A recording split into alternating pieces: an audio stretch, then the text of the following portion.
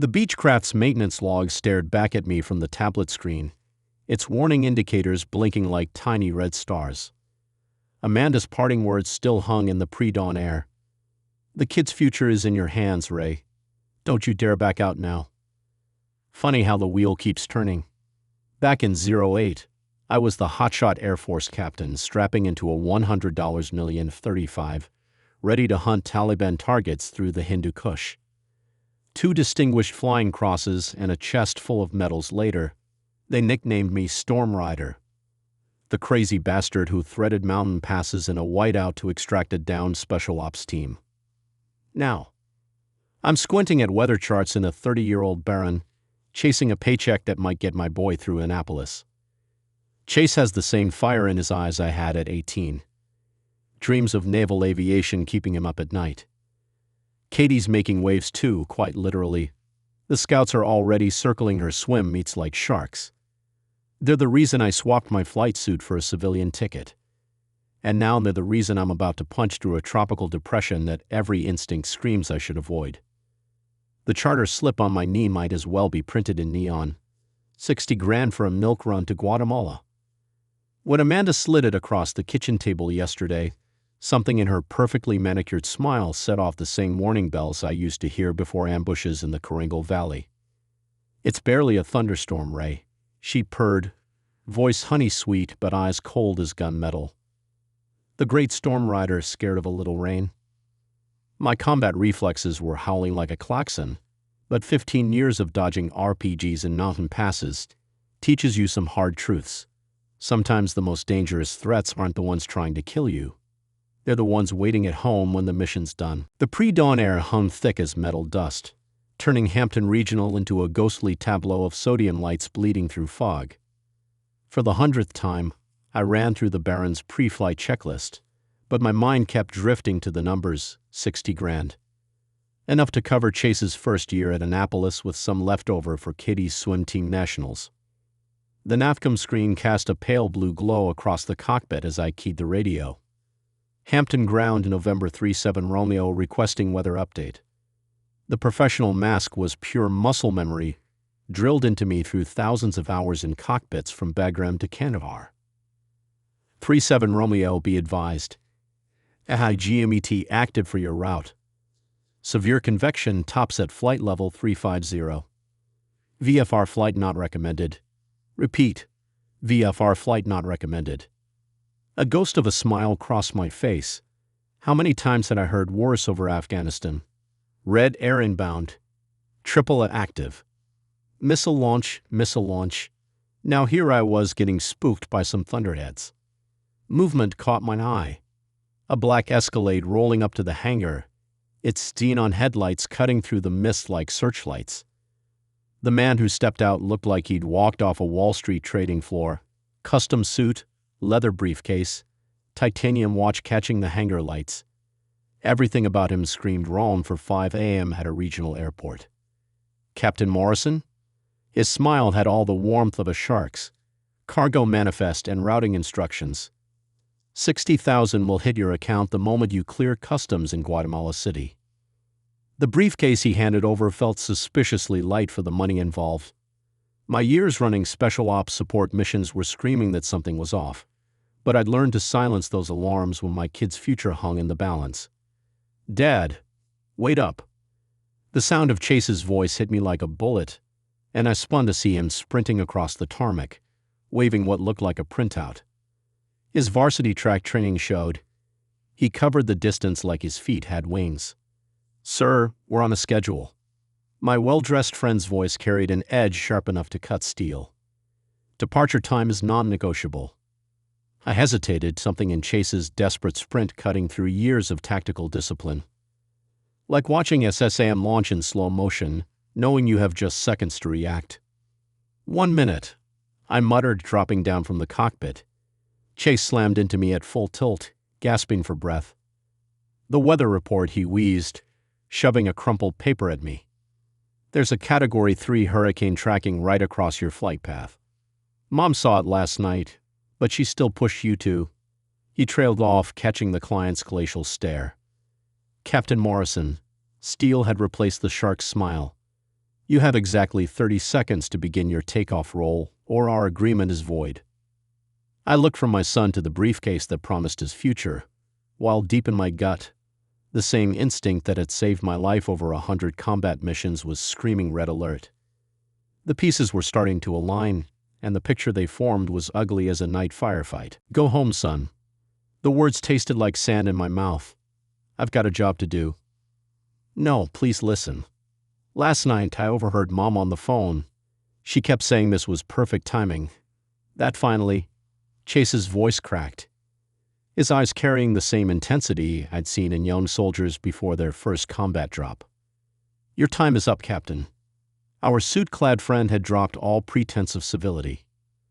I pulled Chase close, feeling his heart hammering against my chest like a turbine at max RPM. Remember what we talked about when you first mentioned Annapolis? About duty? But Mom. His fingers dug into my flight jacket. We'll discuss everything tonight. I promise. The lie burned worse than Afghan sand in my lungs. Climbing back into the cockpit felt like scaling a mountain in full combat gear.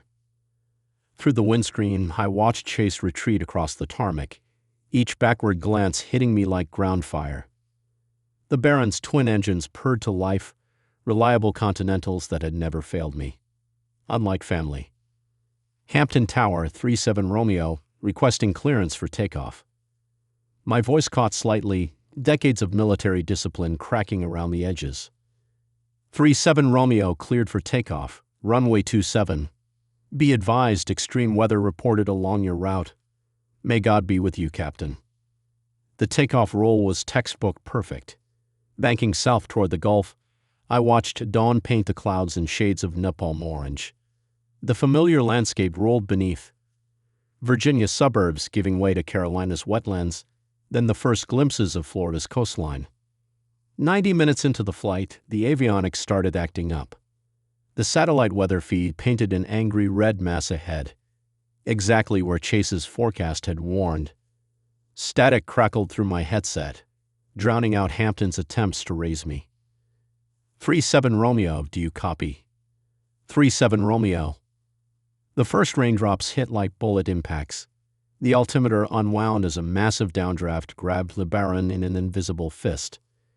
In the sudden cockpit silence, broken only by the howl of wind and straining engines, memory hit me like a surface-to-air missile. Amanda's growing coldness these past months, the whispered phone calls, her strange reaction when United Airlines offered me a senior captain position. The pieces fell into place like a tactical briefing finally making sense. Blind fool. My fist slammed the instrument panel hard enough to make the heading indicator jump. The picture crystallized with the clarity of a targeting system achieving lock. She never gave a damn about aviation weather. Couldn't tell a cumulonimbus from a contrail. Yet suddenly she's pushing flight plans and citing forecasts. How convenient that she found this contract. And that life insurance question before takeoff. Darling, you did update your policy coverage, right? Her voice played back in my head with new meaning like radio chatter finally decoded. The mystery man I'd spotted lurking near our house. An insurance investigator, not some patient admirer. Christ, how had I missed the signs? She hadn't just known about the hurricane. She'd been banking on it. Timing the flight perfectly. Setting up my final sortie. The Baron dropped through another air pocket, the violent descent making my dog tags slam against my chest. Below stretched an endless expanse of Guatemalan rainforest, a solid green kill zone without a single landing option. The bitter truth burned in my gut.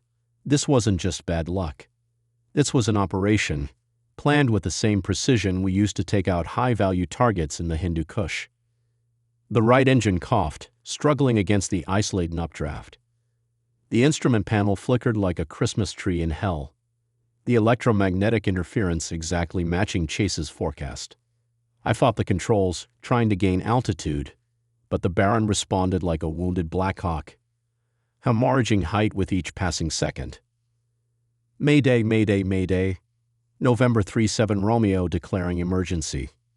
Only static answered, the storm swallowing my calls like the mountains had swallowed so many distress signals in Afghanistan. The last image before impact was Chase's face, his desperate expression as he tried to warn me about more than just weather. And Amanda's calculating smile that morning, the look of someone who'd already written my epitaph. The same cold efficiency I'd seen in mission planners plotting strike coordinates. Impact. A symphony of shearing metal. Darkness. Where is he? Amanda paced their luxury kitchen, her Louboutin heels clicking against Italian marble like shell casings on concrete. The alert should have come hours ago. Leave it to Ray to screw up his own death. Patience, sweetheart. The insurance investigator lounged in an Eames chair, swirling 18-year-old Macallan in a crystal tumbler. It was Ray's favorite, a gift from his squadron after the Corango Valley rescue. In this weather, search and rescue won't even launch for days. The jungle will handle the cleanup. If the crash doesn't do the job, the predators will. Then 30 days for presumptive death declaration. But the payoff makes the wait worthwhile. $5 million in coverage, military pension, survivor benefits. We'll have that Malibu beach house you've been eyeing. You know what's funny?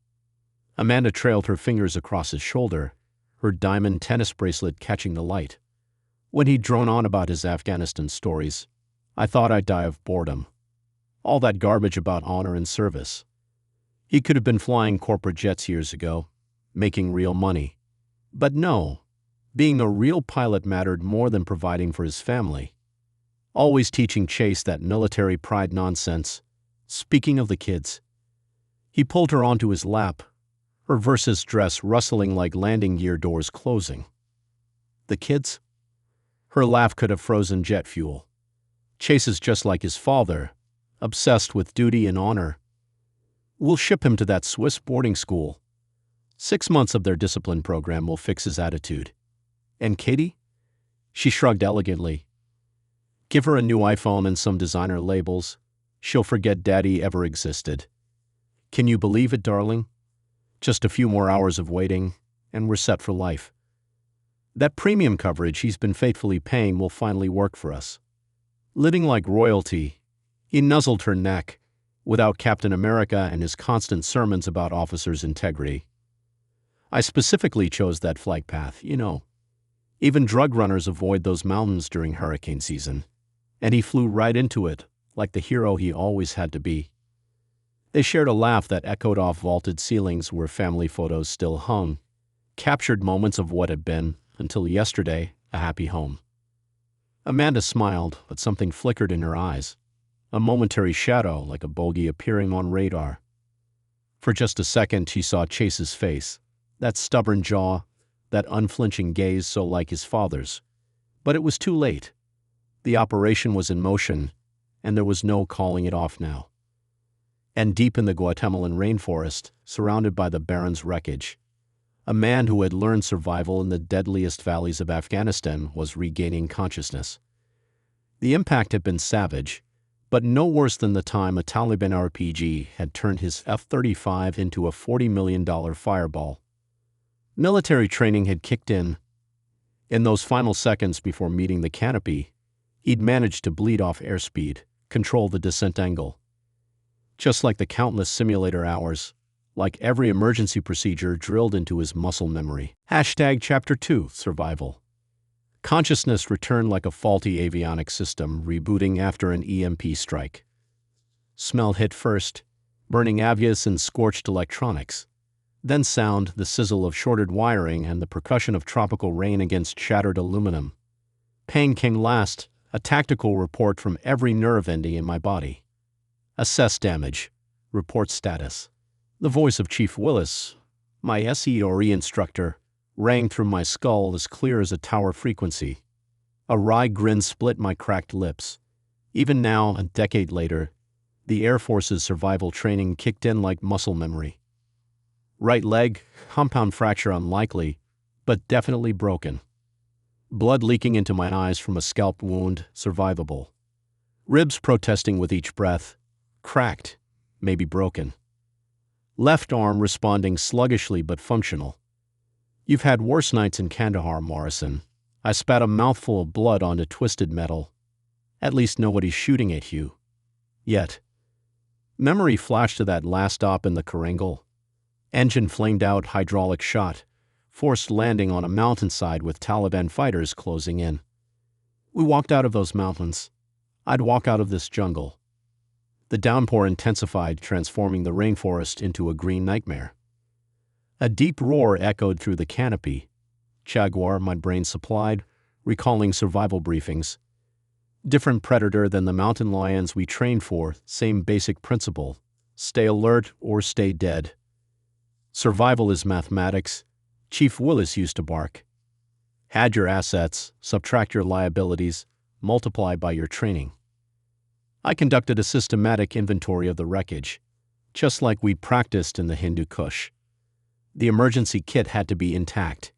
FAA requirements for overjumbo flights were stricter than Pentagon regs. Each movement sent lightning bolts of pain through my body, but combat zone discipline overrode physical protest. 60 minutes of methodical searching yielded results. Trauma kit with broad-spectrum antibiotics, K-bar tactical knife, digital compass, water purification tablets, emergency beacon, and 3 days of high-calorie rations. More than I had that week in the Korangal. Less than I needed for what lay ahead. Beacon's dead. I turned the crush unit over in my hands. Of course, she wouldn't leave that variable uncontrolled. Amanda. The shock had worn off enough to process the betrayal with cold, tactical clarity. Wondering if she was already rehearsing her grieving widow performance, or calculating the optimal mourning period before making it official with her co-conspirator. The rain drummed against the wreckage like machine gun fire, but my mind was clear now. Crystal clear, like those moments in combat when everything slows down and you see the whole battlefield laid out like a tactical display. Every piece of the puzzle, every step of her operation exposed. Only this time, the enemy wasn't hiding in mountain caves. The enemy was sleeping in my bed, stealing my children's future one calculated smile at a time. The first night in the jungle hit harder than a high-G maneuver. I'd fashioned a shelter in the Barren's relatively intact tail section. The ground crawled with enough hostile wildlife to make a SERE instructor nervous. The rain hadn't let up, turning the tropical air into a steam bath that made Kandahar's summer feel like a day at the beach. Every sound registered like an incoming threat. Survival training kicked in with unwelcome intel. Cartel transit routes somewhere nearby. Add in jaguars, pit vipers, and whatever else called this green hell home. First 24 hours determine the next 24 days. Another gem from Chief Willis. The old bastard's voice had become my personal survival AI. I triaged my situation. Antibiotics for the leg, terrain assessment, weapon check. The K-bar was reassuring, but it was no Barrett 50 calories. I'd also fashioned a spear from landing gear strut. Not exactly military spec, but it beat empty hands. A jaguar's roar rolled through the darkness, closer than my tactical comfort zone. The big cat had probably caught the scent of blood. Predators are predators, whether they walk on 4 legs or wear designer heels. Come get some, kitty. I adjusted my grip on the makeshift spear. I've danced with worse partners in the Hindu Kush.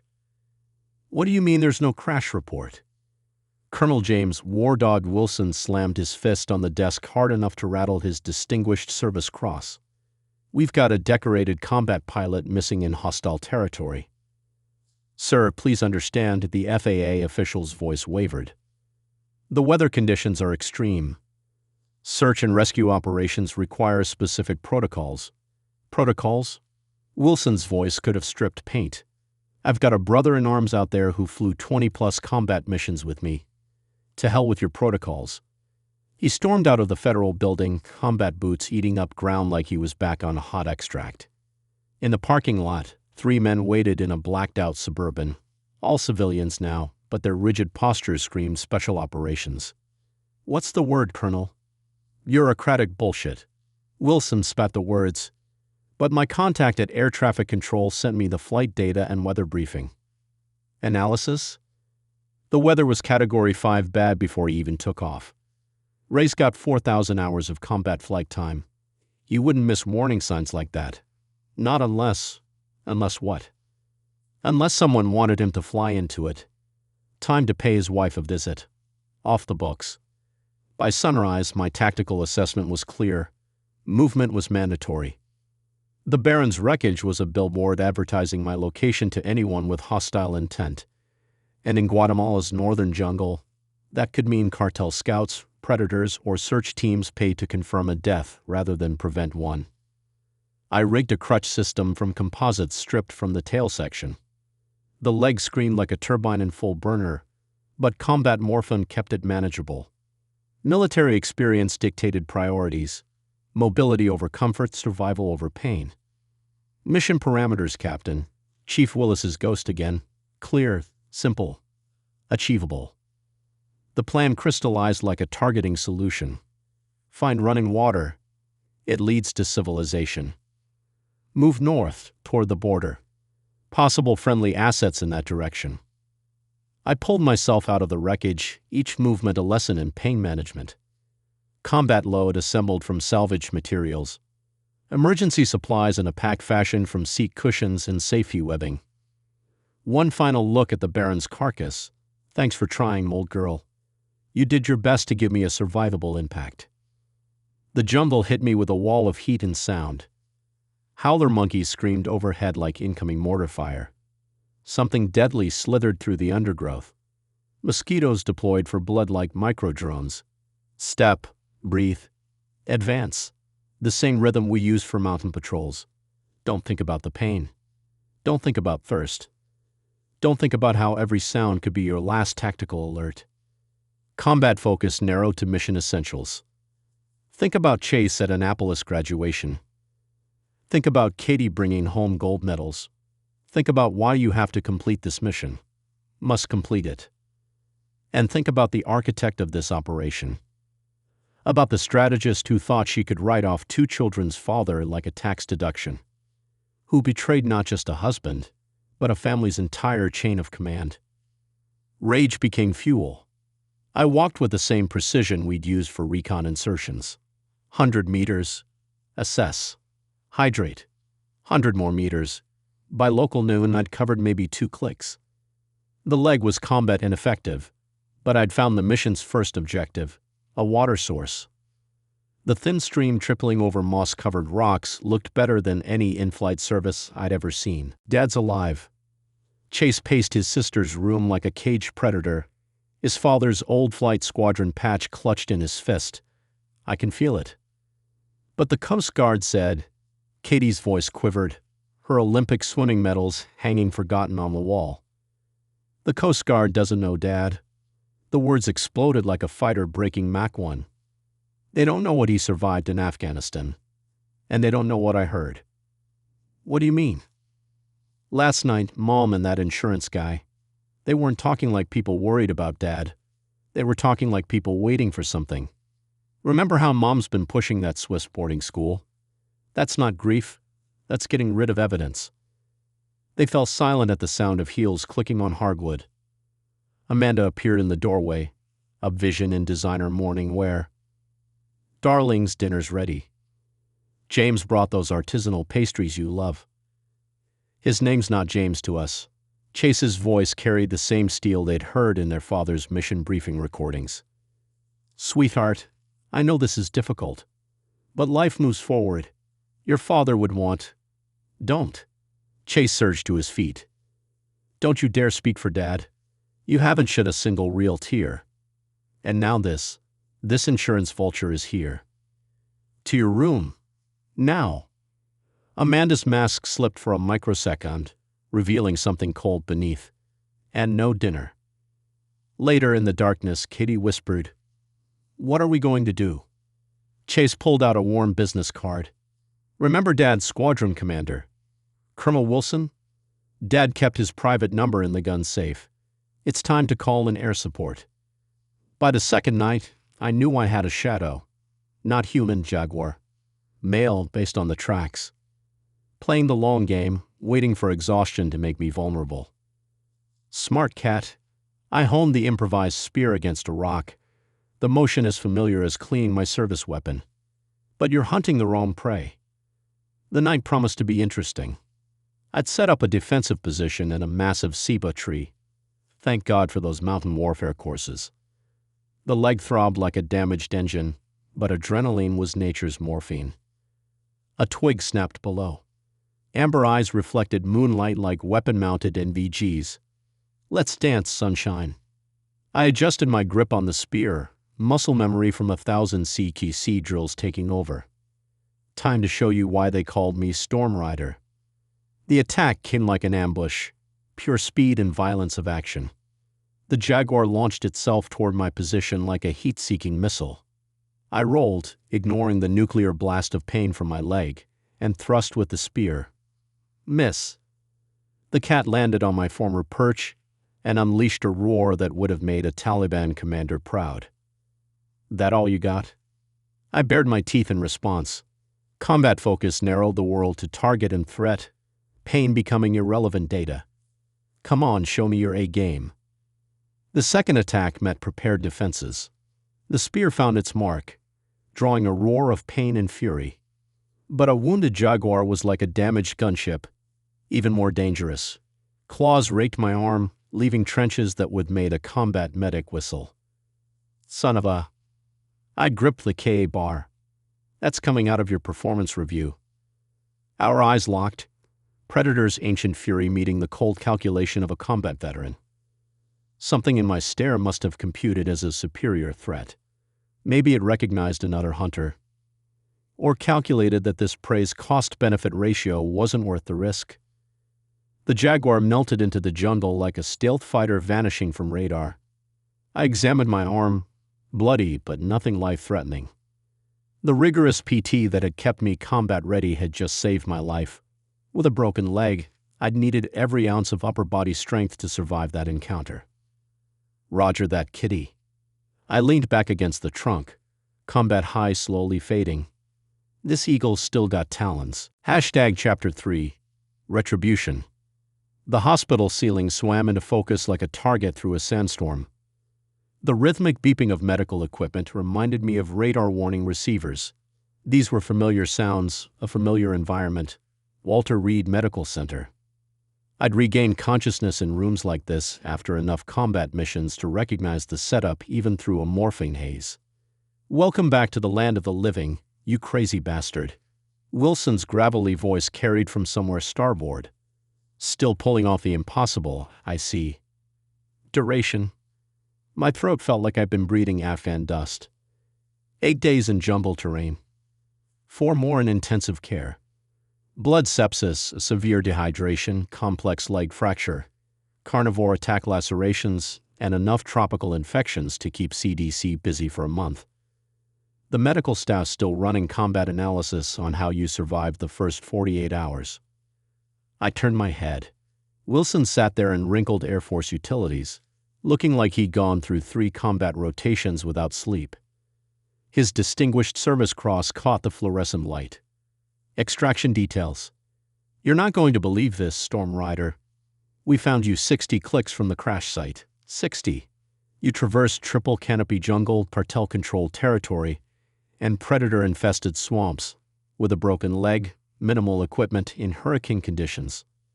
Local trackers said it was impossible. Their exact words were not humanly possible. Wilson paced the room like he was delivering a mission brief. When we found the Baron's wreckage, I thought that was it. The impact site looked like a JDAM strike. But then we picked up your trail. Those improvised crutches you made from landing gear, that was some hardcore SEORE thinking. Then we found the Jaguar encounter site. Jesus, Ray, you took down an apex predator with homemade weapons. We followed your path, and I couldn't believe the tactical awareness. Every rest point perfectly camouflaged, every movement calculated for maximum terrain advantage. You even left coded markers, the same ones we used for downed pilot recovery in Afghanistan. The fishermen? Yeah, they spotted your signal fire. But here's what's really going to cook your mind. You didn't just survive, you navigated with purpose. Covered 8 days' worth of hostile territory in what should take in 3 weeks with a guide. The whole time, according to the tracking evidence, you weren't just evading, you were advancing, like a one-man special operations team. He shook his head in admiration. When we found you, you were running a fever that would ground a fighter jet. But you know what impressed me most? Your final position. You'd set it up so your signal would be visible specifically from water approaches. Even half dead, you were thinking strategic extraction scenarios. Military training, I managed a weak grin. Negative, brother. This was something else. Our indigenous guide, guy with 30 years of jungle experience, he took one look at your trail and said, "This man wasn't just surviving. He was hunting." The kids, I closed my eyes. Had to get back to my kids. Speaking of hunting. His voice turned to tactical briefing mode. Got something you need to hear. He pulled out a secure phone. The audio wasn't perfect, but I recognized the voices instantly. Amanda and her accomplice, discussing my death like it was a corporate merger. Source? My voice went cold as a high-altitude intercept. Your son. Kids got natural intel-gathering instincts, recorded their conversation through an air vent. He contacted me 48 hours after your disappearance. Said his mother's behavior pattern was off, and the insurance investigator's presence didn't match standard protocols. Chase. Something tightened in my chest like force. Status report. Holding position. Protecting his sister like a force security detail. Neither of them ever accepted the KIA scenario. But your wife, she's already processed the first insurance payout. 5 million, Ray. That's what she valued your life at. I stared at the ceiling, processing. 5 million. The price tag she put on her children's father. The value she'd assigned to their future. Investigation status. Covered for now. Didn't want to spook the targets. But we've got everything. Recorded communications, insurance documentation, evidence of prior knowledge of weather conditions. And something else. Chase found draft emails. They'd been planning this operation for minimum 6 months. The kids. Current location. Safe house. But there's a situation. Your wife's expediting transfer paperwork to a Swiss boarding facility. Really pushing the timeline. My fists clenched hard enough to shake the IV stand. This wasn't just about eliminating me. It was about erasing every trace of my existence, even from my children's lives. Timeline for release? Medical wants 2 weeks minimum. But 3 days, I met his gaze with combat intensity. 3 days and I'm mission capable. Then we're going to teach a masterclass in what happens to those who betray their own. The Situation Room is prepared for your briefing, ma'am. The insurance claims adjuster radiated professional sympathy like a well-tuned radar. I understand this is a difficult time, but we'll do everything possible to expedite the process. Amanda dabbed at her eyes with a Hermes silk handkerchief she'd been strategically fidgeting with throughout the meeting. Behind her, James maintained a practiced pose of supportive dignity. Family friend was the official designation in her narrative. You see, the children. Her voice carried just the right tremor of carefully modulated grief. Ray only took this flight for their future. Of course, Mrs. Morrison. Given the circumstances, decorated combat pilot, extreme weather conditions, complete communications blackout, we can initiate accelerated death certification. This will significantly streamline the settlement process. That would be so helpful, she faltered, recalibrating her performance. For the children's needs, naturally. The moment the adjuster left, Amanda's mask dropped like chaff from a fighter jet. Everything proceeding according to plan.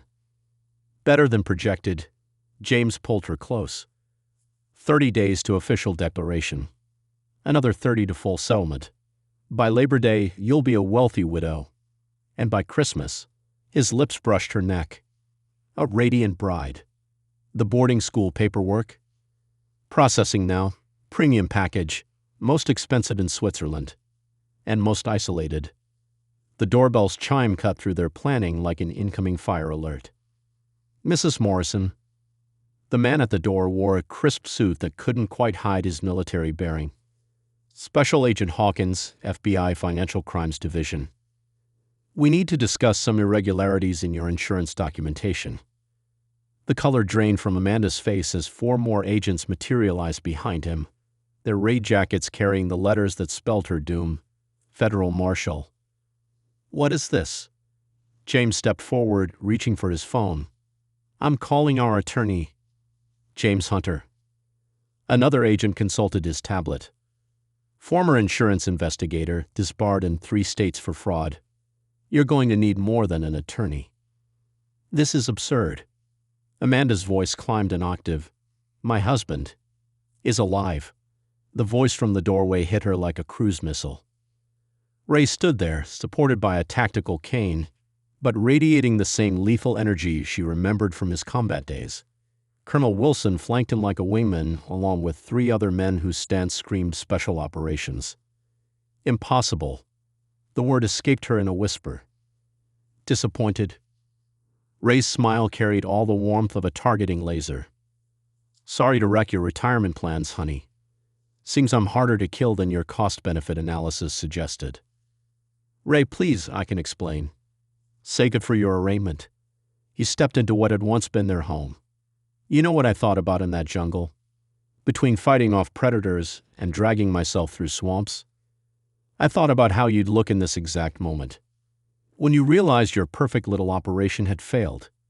You can't prove anything. James found his voice. We have rights. Rights?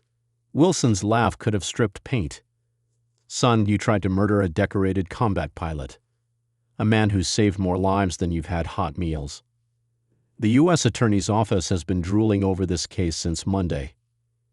Amanda Morrison, James Hunter, the lead agent's voice carried the finality of a court-martial.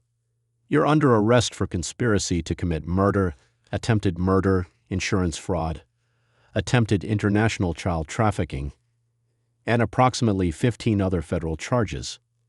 You have the right to remain silent. The children. Amanda's designer mascara ran like oil on a damaged runway. What have you done with my children? They're not your ammunition anymore. Ray's voice cut like a laser-guided weapon. They're with people who understand concepts like honor, duty, and parental love. Things you traded for a Swiss bank account. They led the conspirators away in handcuffs. Amanda's carefully planned performance had devolved into genuine tears. James mumbled about plea deals and cooperation. A pathetic final act. Ray didn't watch them go. He turned toward the government SUV, where Chase and Katie waited, their faces pressed against the bulletproof glass. Dad! Katie launched herself into his arms, nearly toppling him despite the tactical cane. We knew you'd come back. Chase maintained his composure, but his eyes shone with the same intensity Ray saw in young pilots after their first successful combat mission. You made it. Like you always taught us, never give up the fight. Ray held them both, feeling 8 days of jungle hell finally released their grip on his soul. Somewhere behind them, federal agents were reading Miranda rights to the architects of his intended death. But that was just paperwork now. Of course I made it back, he kissed Katie's forehead. I'm a combat pilot, and combat pilots always return to base. Chase straightened up, his father's old squadron patch now proudly displayed on his jacket. I got my Annapolis acceptance letter yesterday, Dad. Early admission. The review board, they said my essay about you. You'll make one hell of a naval aviator, son. Ray's pride could have powered a carrier group. And now let's go home. We've got some serious rebuilding to do. The government convoy pulled away from the house of betrayal, carrying them toward a new beginning. The road ahead would be challenging: physical therapy, court proceedings, emotional healing. But Ray knew they'd navigate it successfully, because some things are stronger than any betrayal or hardship. Military honor, family bonds, and a father's love that no amount of money could ever purchase. Epilogue. A story that has captured America's attention. The CNN anchor's voice carried the gravity reserved for historic moments. Retired Air Force combat pilot and decorated Syrian conflict veteran Ray Morrison didn't just survive a calculated attempt on his life. He proved that military training, personal courage, and paternal devotion can overcome the darkest of betrayals. Chase and Katie flanked their father on the couch, watching as news clips played from his first post-rescue interview. Over the past month, their story had dominated every major network. ABC, CBS, Fox News. Journalists competed to tell the tale of the military pilot who accepted a high-risk flight for his children's education, survived his wife's betrayal, walked 60 miles through hostile jungle with a broken leg, and came back to ensure justice. This narrative embodies the American spirit, Senator Mitchell addressed Congress. When a man who defended our nation in combat is willing to risk everything for his children's future, that demonstrates the values that make our country great. It's our duty to support such individuals. Ray remembered the day the senator arrived unannounced at their new home. No media, no entourage. "Captain Morrison," he'd said, meeting Ray's eyes with the directness of a fellow veteran. "You know what struck me most about your story? Not the survival against odds, but that you took that flight for your kids, for their dreams. It's fathers like you who forge America's next generation." That same day, he'd signed full scholarship guarantees, Annapolis for Chase, a light swimming program for Katie. This isn't charity, he'd insisted. This is investing in the values that build our nation's future. "Dad, look." Katie pointed at the screen. "They're covering the sentencing." The trial had become as significant as the survival story. The U.S. attorney had personally prosecuted the case, presenting an ironclad chain of evidence for premeditated attempted murder. 25 years federal time each, the judge's voice rang with finality. For conspiracy to commit murder, grand larceny, attempted international child trafficking, and obstruction of justice. Additional penalties include complete asset forfeiture and lifetime bans from financial and insurance industries. Let this verdict serve as a warning. Plotting against the life of a parent, a veteran, an American hero will face the fullest measure of justice. Amanda wept at the defendant's table while James tried bargaining until the end, offering to expose broader insurance fraud networks. A disgraceful final chapter. And now for breaking news. Chase turned up the volume. United Airlines has announced Captain Ray Morrison as their new Director of Flight Safety and Special Operations, the anchor reported. According to the airline CEO, a pilot who survived both combat conditions and a deliberate attempt on his life, while maintaining the skills to ensure his own rescue, is exactly the kind of leader we need shaping the future of aviation safety. The doorbell rang. Wilson waited outside, resplendent in his airline executive uniform. "Ready for your first day as director, Storm Rider?" Ray looked at his children, Chase proudly wearing his Annapolis preparatory uniform, Katie fresh from another record-breaking swim meet.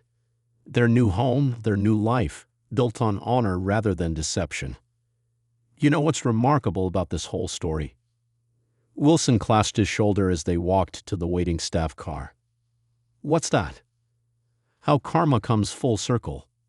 They try to kill you for money to buy some fancy life. In the end, you've got everything they wanted. Prestigious career, bright future for the kids, beautiful home in Georgetown. And you got it by staying true to your principles." Ray gazed at the crystal-clear morning sky. Somewhere up there, his new office waited, at the helm of one of the world's largest airline safety divisions. As the CEO had said during the announcement, "We're not just hiring experience. We're investing in a story that proves character and integrity still matter in modern aviation." "You know what I realized in that jumble, Jim?" Ray settled into the car's leather interior, his new airline ID catching the morning sun. "Dreams don't come true through betrayal and deceit. They come true when you're willing to fight through hell to reach them, but only on the honorable path.